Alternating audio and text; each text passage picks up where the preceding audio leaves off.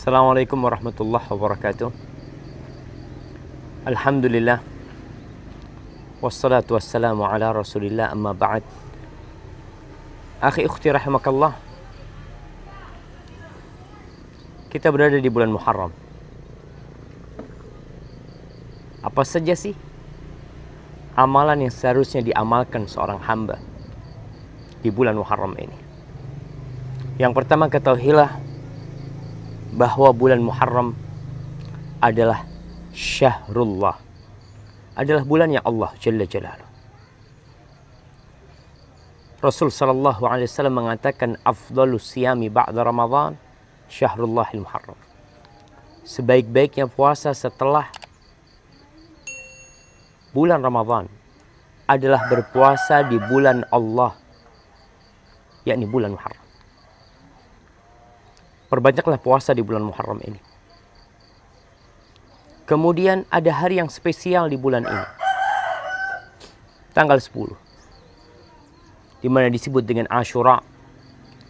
Pada hari itu Allah menyelamatkan Musa dari kejaran Fir'aun bersama Bani Israel.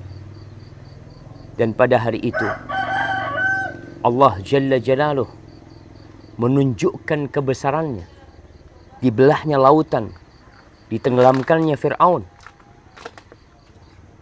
dan bala tentaranya.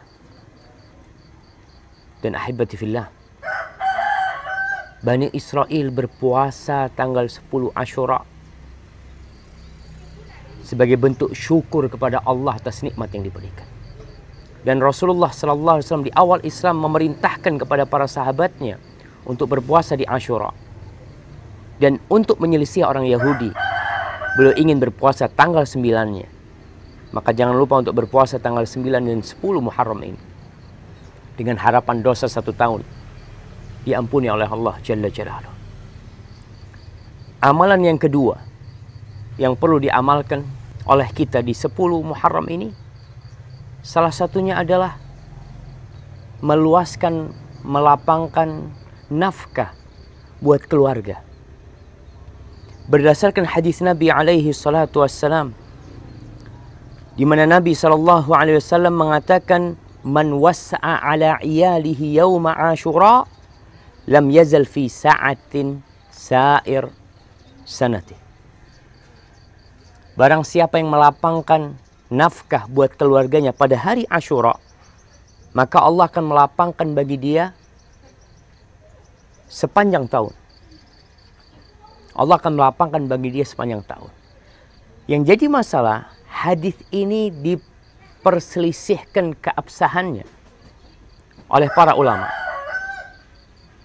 Di antara mereka ada yang mensahihkan dan sebagian di antara mereka mendhaifkannya. Al-Munawi rahimahullahu ta'ala dalam kitabnya Faidul Qadir mengatakan, qala Jabir as-Sahabi, jarrabnahu fawajadnahu sahihan. Kita sudah mencobanya, mempraktekannya, dan kita dapatin itu benar, kata dia.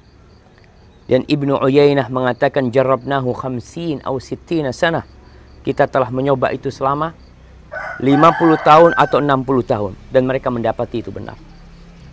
Tapi yang jadi masalah, hadis ini diperselisihkan kesahihannya. Al-Imam Ibnul Jauzi mengatakan hadis itu palsu. Namun Ibnu Hajar al-Asqalani mengkritisi hukum yang diberikan oleh Ibnul Jauzi, dan dia mengatakan tidak seperti yang dikatakan olehnya.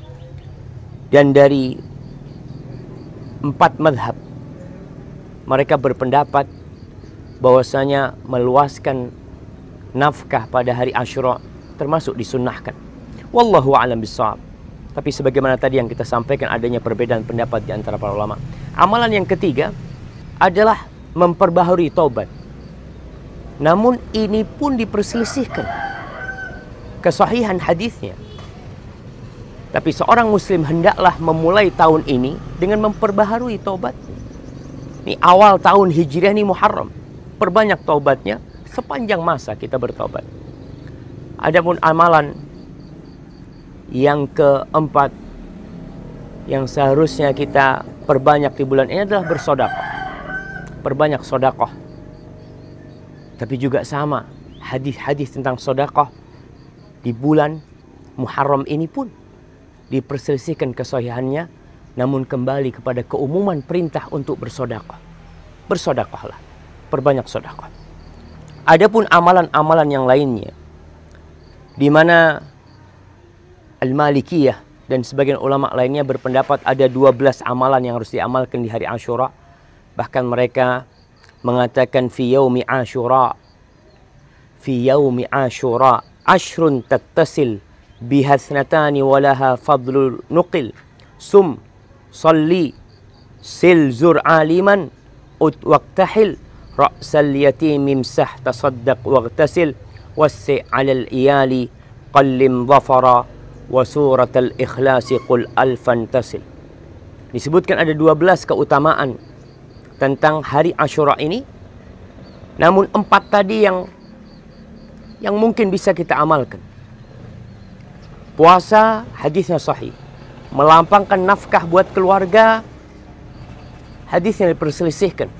Sedekah dan taubat pun kita laksanakan sepanjang tahun. Adapun dalam ucapan ini disebutkan 12 amalan.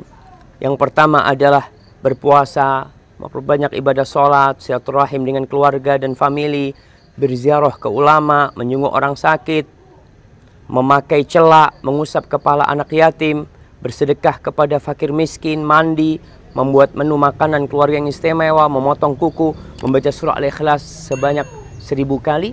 Amalan-amalan yang lainnya tidak diriwayatkan dalam hadis yang sahih, sehingga kita cukup 4 mengamalkannya. Mengusap anak yatim, membantu anak yatim, lakukan sepanjang tahun.